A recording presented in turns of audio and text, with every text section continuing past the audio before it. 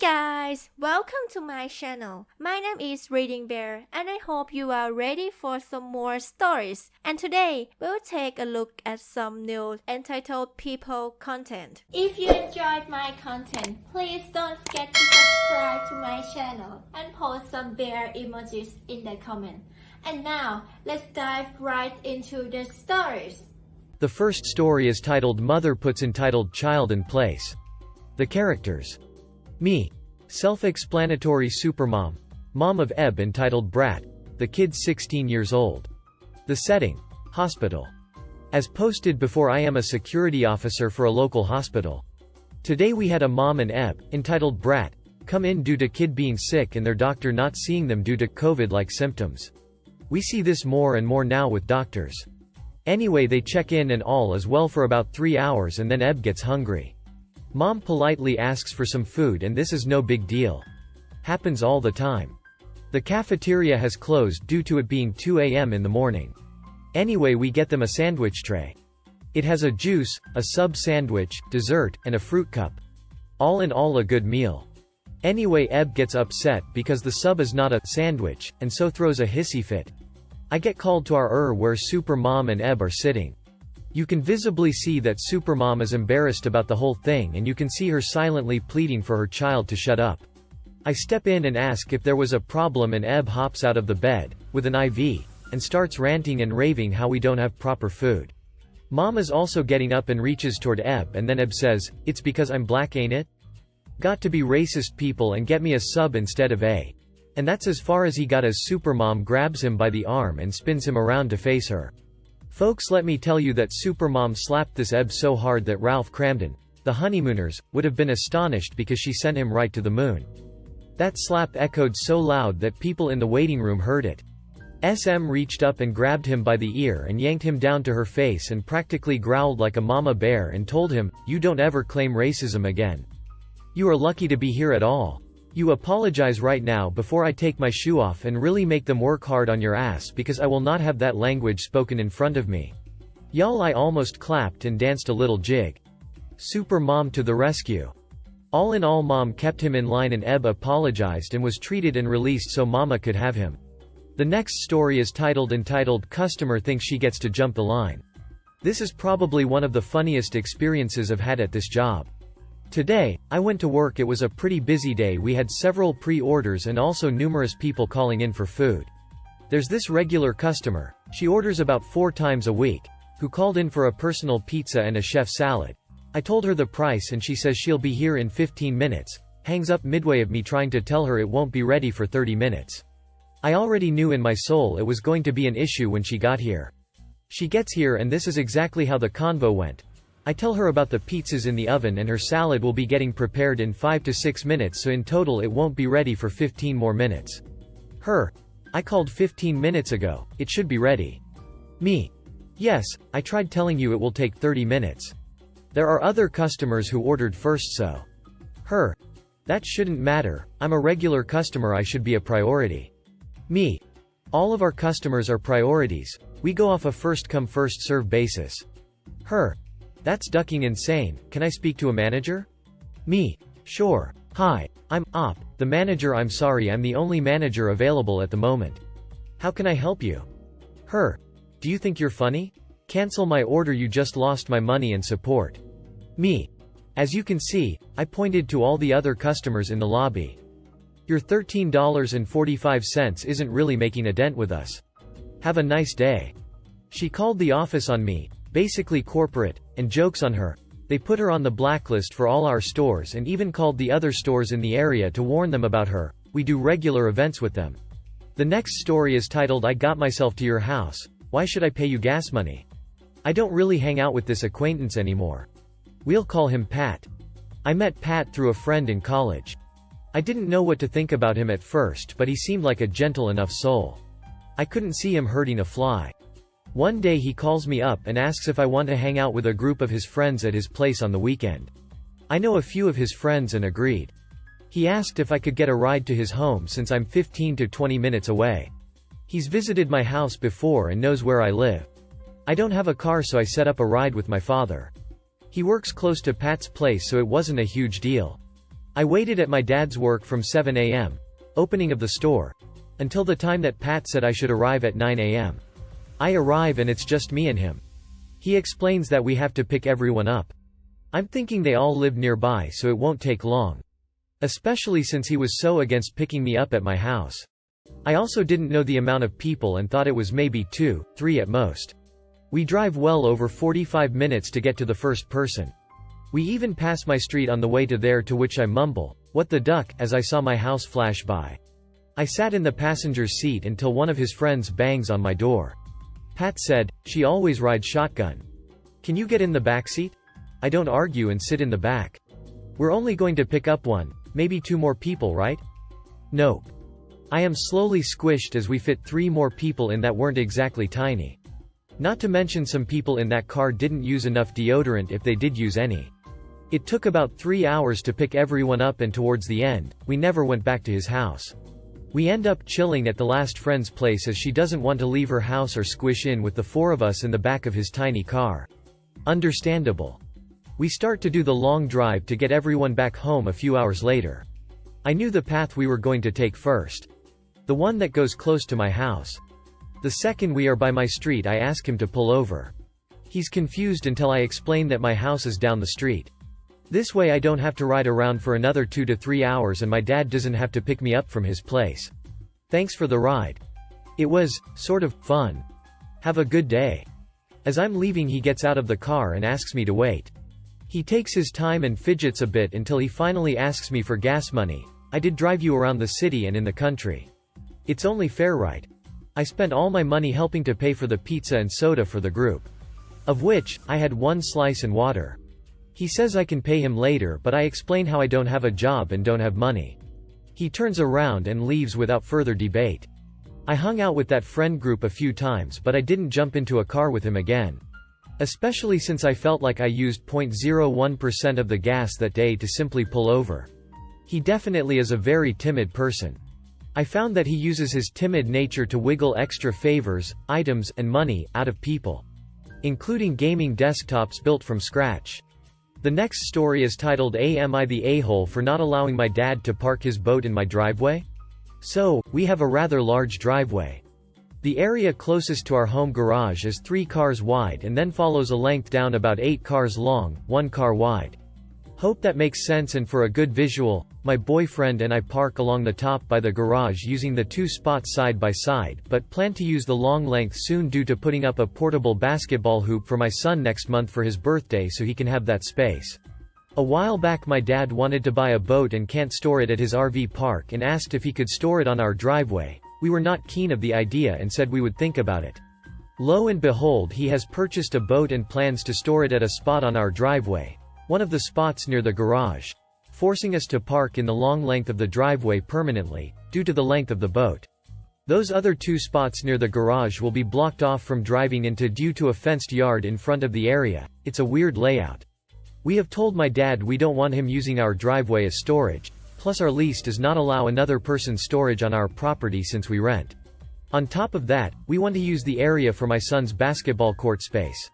He thinks we are being the Oz because we aren't allowing him to use the space and he doesn't want to store his boat elsewhere.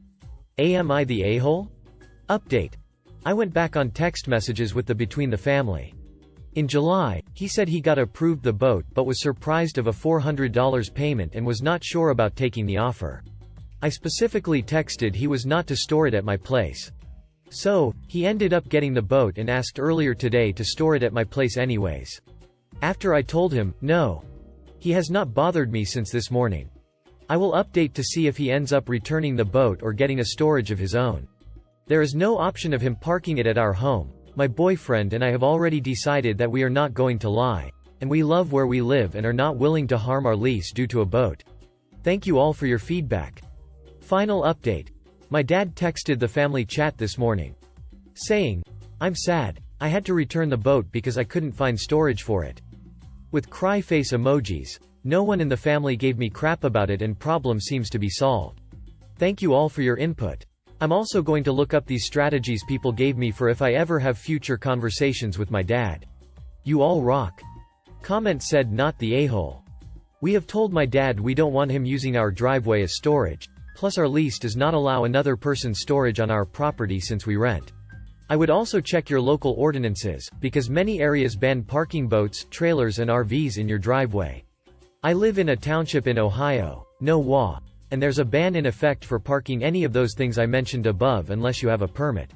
The permit is only good for 48 hours and you can try to renew it, but it isn't guaranteed nor is it cheap.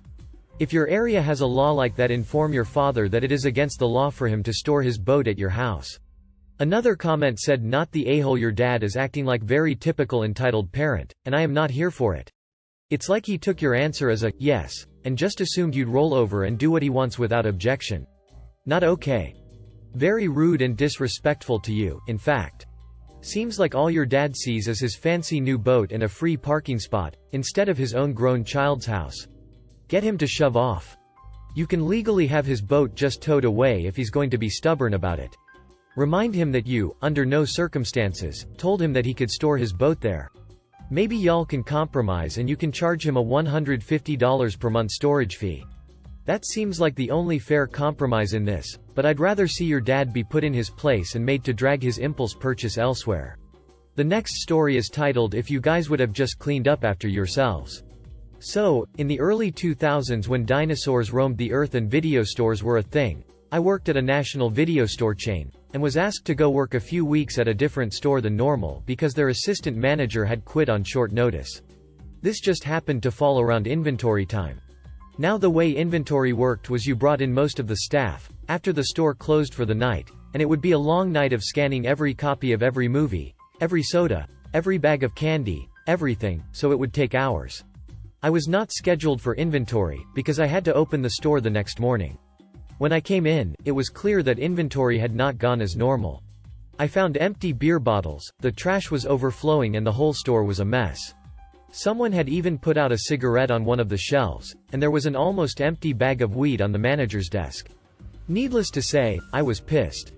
It was normal for people to goof off during inventory, and I wouldn't have said a word normally, but they left their mess for me to clean up. So, I went into the office and checked the surveillance cameras, which had been turned off. But the geniuses didn't think to do it until after it had already caught the manager letting his friends with the cooler in. Again, had they just cleaned up after themselves, I would never have said a word or even cared, as long as the work got done. But they left their mess for me to clean up, and I was in no mood.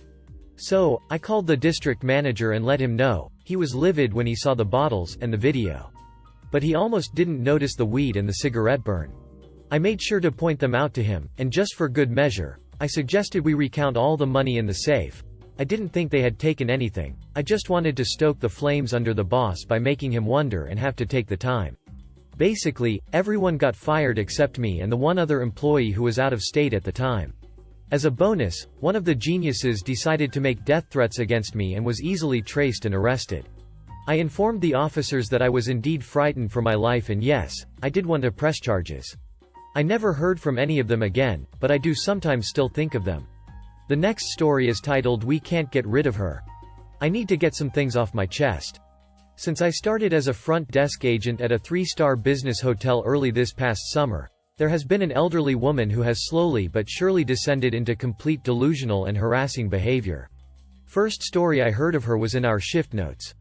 She was complaining to one of my coworkers that it was dangerous to have foreigners in a hotel because they carry diseases. She later told me that a technical issue with her TV was probably the Chinese. POC staying at this hotel have complained about her for inching away from them or generally breaking social norms.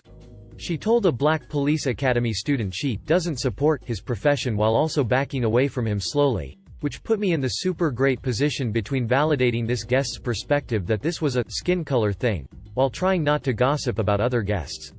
In retrospect, I should have validated him completely without referencing her other actions. Lesson learned for me. Months go by and every week this guest requests her folio printed out and sent to her, which is normal, but the way she did it was, "Can I have a folio?"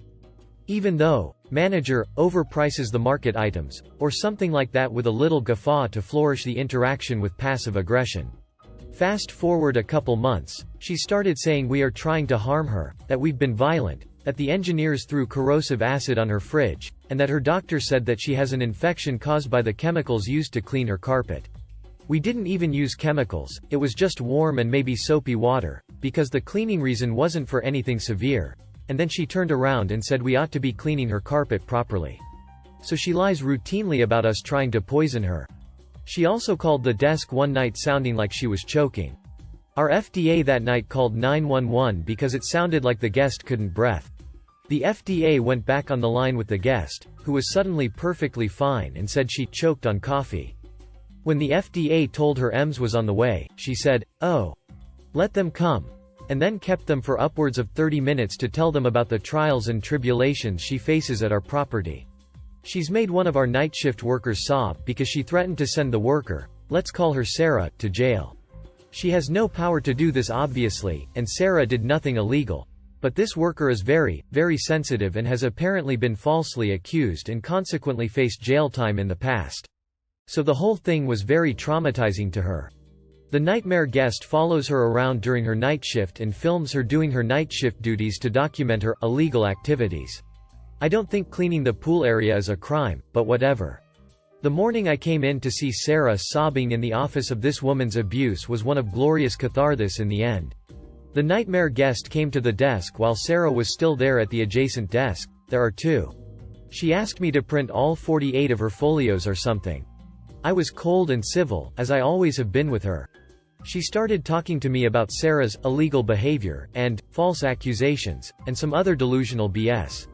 Sarah is a very petite, high-pitched voiced woman that says, "Sorry, way too much," and I was naturally feeling very protective. Our exchange went as follows. I told her not to talk to me about Sarah and that I wasn't interested in what she had to say. She got all huffy and says, "I am a paying customer." As if that means I have to do whatever she wants and be told lies and a bunch of information I couldn't even do anything about if it were true. I snap back, "Actually, you're a nightmare." She gets all angry and shaky in the way only senior citizens can and says she won't be spoken to in this disrespectful tone, to which I respond, "Oh yeah? How's it feel?"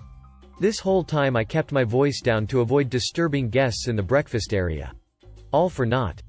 Sarah starts yelling at this guest for trying to intimidate her, threaten her freedom, etc. I put my hands gently on Sarah's shoulders and very gently pushed her towards the back office and shut the door in an effort to de-escalate the situation.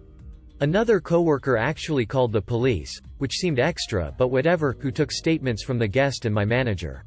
All of this happened before 8 a.m. We tried to kick her out, but in our region, guests inhabiting any accommodation for upwards of 30 days have tenant rights. So a formal eviction was filed. She somehow convinced the judge that this should go to a jury trial. There was a hearing about this. She has been scheduled for a full jury trial. Months from now. She is literally like a stubborn Victorian ghost. She walks the halls all night and her moods are so erratic. It's really sad, honestly, but mostly just pathetic and annoying. She hates us, she hates the property, she feels harassed and unsafe and accuses everyone that talks back to her of violence. Even if all we do is tell her to leave us alone and stop repeating all these details of fictional events that most of us have no control over anyways. And yet, she won't leave. She is literally representing herself in the trial, which I can't believe is also going to be supported by taxpayer dollars purely by existing. She has sued multiple major hotels for conspiracy to harm, overcharging, etc. She has been dismissed every time in the end. She's a con artist. I hope someone enjoyed this very long tale. If you enjoyed the video, please subscribe to the channel and post some bear emojis in the comments.